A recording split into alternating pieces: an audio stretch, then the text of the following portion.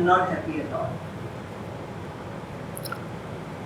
देखिए, ये जो इनर एनर्जी फील्ड है उसके सेटलमेंट का एक प्रोसेस है और वो इसी तरह से सेटल्ड होगा।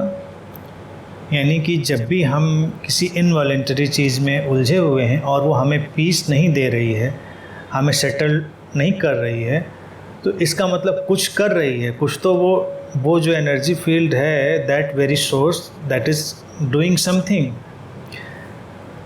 वेट करना, उसमें भी आंसर वही है कि यू हैव टू वेट और प्रोसेस को होने देना पड़ेगा, उसको चेक नहीं करना है। फिर एक चीज़ आएगी जो आपको सेटल करी। एकदम से अगर मैं कह दूं कि नहीं अभी तुरंत आप सेटल्ड हो जाएंगी या ऐसा करेंगे तो सेटल्ड हो जाएंगी, नहीं, वो बात नहीं है।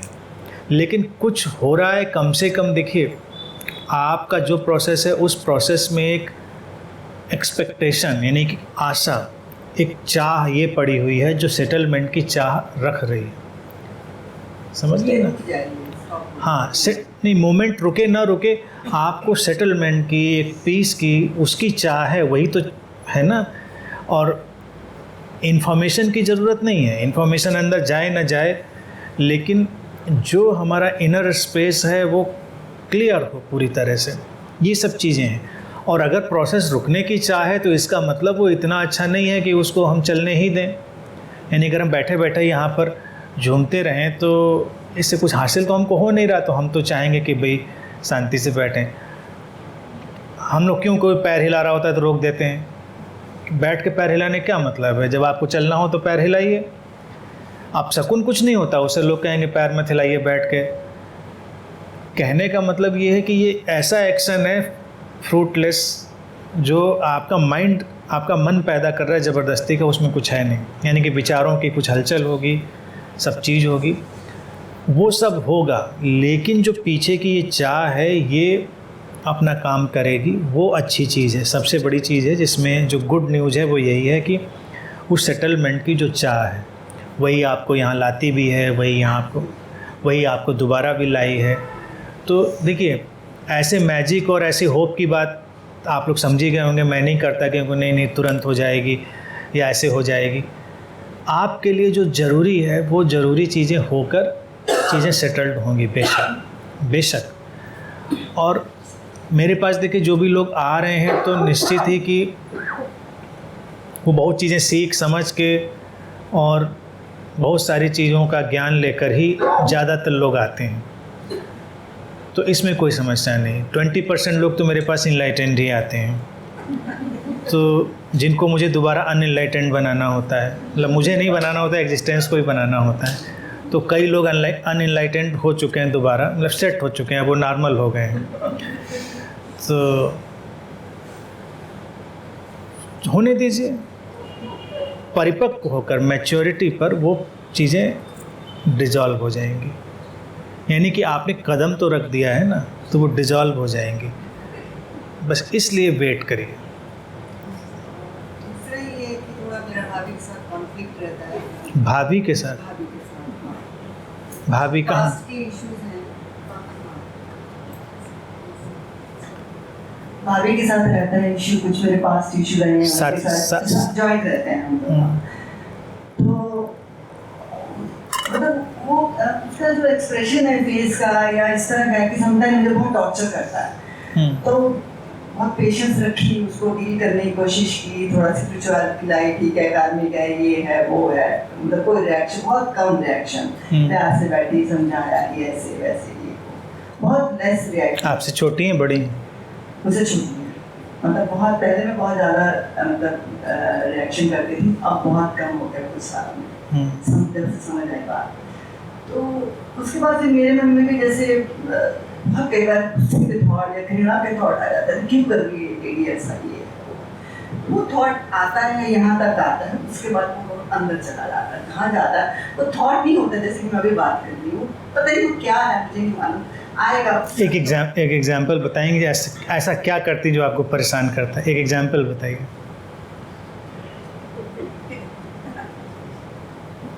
एग्जाम्पल मेरी तबीयत बहुत खराब है, सब बहुत ज़्यादा, बिल्कुल। एंड वो शाम को ऑफिस से आई है, उसने एक बार भी पूछा आंटी आप कैसे हो? मुझे ये चीज़ बहुत परेशान करती है, मैं उसको इतना पूछती हूँ चल डायरेक्टर चाय बना देती हूँ, ये करती हूँ। नहीं तो ये तो एग्जाम्पल गलत हो गया आपकी, इसमें उसने कोई बुराई नहीं करी आपसे। पता नहीं मुझे क्यों फिर टॉर्चर फील होता है। टॉर्चर उसने कहाँ किया, उसने तो पूछा नहीं बस आपसे। उसका एक्सप्रेशन इतना खतरनाक है कि प्रॉब्लम हो जाती है। नहीं वो हो सकता है उसका चेहरा ही वैसा हो, एक्सप्रेशन जब मैं उससे बात करती हूँ तो मुझे लगता है शी इज वेरी सिंपल, ये तो वो है ही नहीं जो मैं सोचती हूँ। उसका चेहरा ही ऐसा हो। चेहरा ऐसा तो है वो, नहीं चेहरा ऐसा नहीं, शी इज वेरी शिव, ऐसा गेम प्ले करती है वो। तो ऐसा करिए एक दिन खा पीकर अच्छे से इत्मीनान से लड़ लीजिए उससे। वो घबराहट होती है मुझे उससे लगते हुए। नहीं आप एक दिन इत्मीनान से, जैसे नहीं लोग रामायण बिठाते हैं और भागवत बिठाते हैं, इस तरह से आप 3 दिन की लड़ाई बिठा लिए घर में। और कभी वो इतनी अच्छी हो जाती है, दीदी मेरा मन करता है मैं ये करूँ वो करूँ, मुझे लगता है थोड़ी देर में बिगड़ने वाली है, सब बकवास है इसका, जो भी है सब झूठ है। ये तो कहानी घर घर की है। एक तो ये थोड़ा डिस्टर्ब करती थी मुझे, और तीसरा एक क्वेश्चन और है कि व्हाट इज लाइफ, झूठ क्या है? झूठ क्या वो जो हम दूसरों से बोलते हैं, कुछ ऐसी चीजें होती हैं sometime I don't want to discuss with anybody, तो मुझे समटाइम फिर लगता है कि नहीं यार मुझे सच बोलना चाहिए। तो क्या है, मतलब क्या सच है झूठ में कई बार में बहुत क्रैक हो जाती है? मेरी डेफिनेशन में बहुत सिंपल है, झूठ वो है जो दूसरे को नुकसान पहुंचाए, सच वो है जो दूसरे को लाभ पहुंचाए। इसमें जो भी डेफिनेशन फिट करनी हो फिट कर ले। मेरे लिहाज से झूठ और सच की यही डेफिनेशन, जो किसी का भला करे कल्याण करे वो सच है, और जो किसी को नुकसान पहुंचाए चोट पहुंचाए किसी का अकल्याण करे वो झूठ है, भले ही वो सच हो। सच क्या है? सच कोई फैक्ट्स थोड़े ही होते हैं, और फैक्ट्स कौन जानता है? फैक्ट तो हमने देखा, उनने देखा, सबने देखा, अपने अपने फैक्ट्स हैं सब। लेकिन मुख्य चीज़ जो है सच का जो गुणधर्म है वो कल्याण का है। एक चीज़ ये उसको मानिए, लेकिन आपका भाभी का इशू पहले हम ले लें, उसकी बात समझ वो भी बात आधी रह गई। सच झूठ वाली बात देखिए, एक तो ये आप किसी के नेचर से नहीं लड़ सकते। आपने जितनी बातें बताई वो नेचुरल है तमाम घरों में। तो कुछ लोगों का सॉफ्टवेयर ऐसा होता है, हार्डवेयर ऐसा होता है, किसी का मुँह ही कुदरत ने ऐसा बनाया होता है, लगता है बहुत दुष्ट आदमी है, लेकिन आप उससे मिलिए तो लगता है नहीं आदमी तो बड़ा भला है। और कई लोगों का मुंह ऐसा डिज़ाइंड होता है, लगता है बहुत भला इंसान है, आप उससे मिलने के बाद पता चलता है कि हाँ तो हम बहुत बुरे फंस गए। तो डिज़ाइन पे मत जाइए किसी के। और रहा ये सब फ्लक्चुएशन बिहेवियर का, कभी अच्छा कभी बुरा, ये सब भी सॉफ्टवेयर है। अलग अलग लोग अलग अलग तरह का व्यवहार करते हैं। आप अपने ऊपर फोकस्ड रहिए ना, और अपनी डिमांड्स और अपनी एक्सपेक्टेशंस को हटाइए वहाँ से। आप अपना कमांड दूसरे के हाथ में दें ही, क्योंकि कोई आपको अच्छा पूछे बुरा पूछे कुछ करे, आप अपने अंदर रहिए।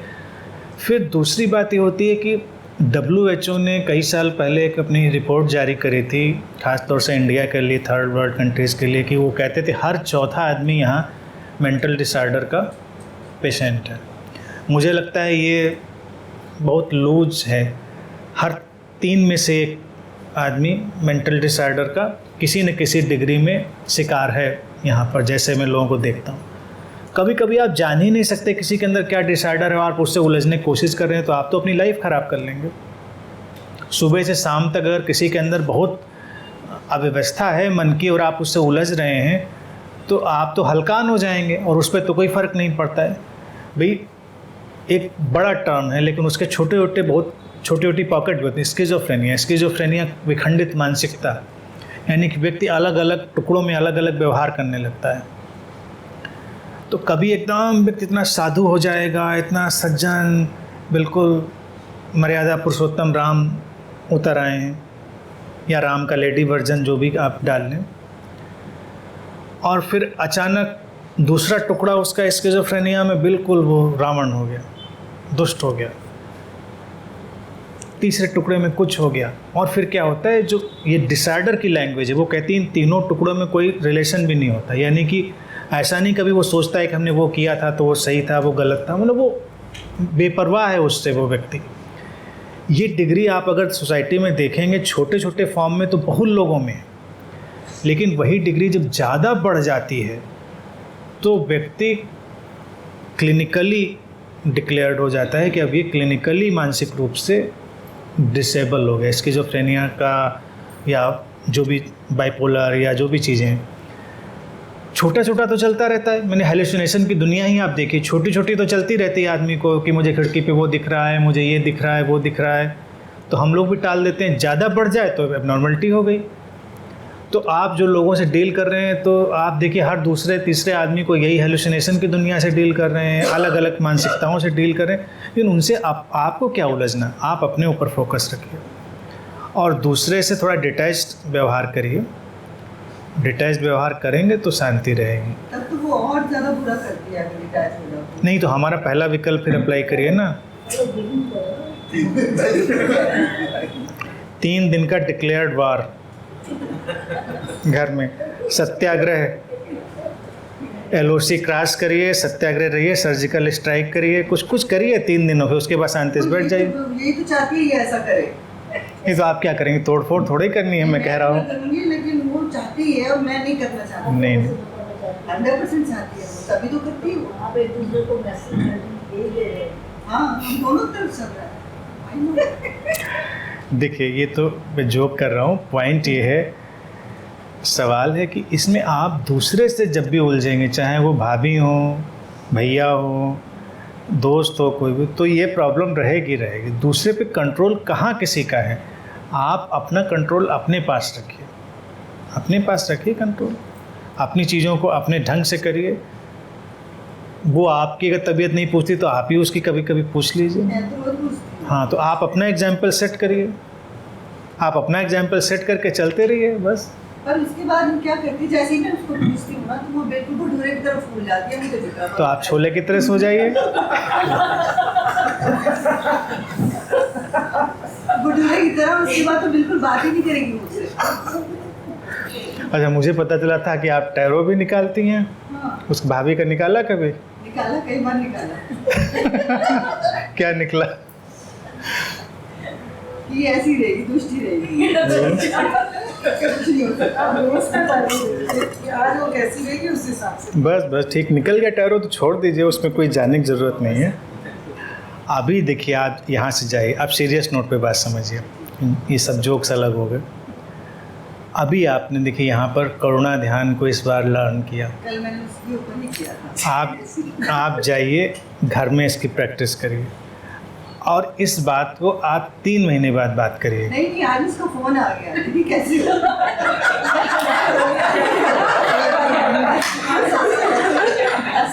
शाम को कॉल नहीं करती। तो देखिए तो कितना भटूरा एक्टिव है।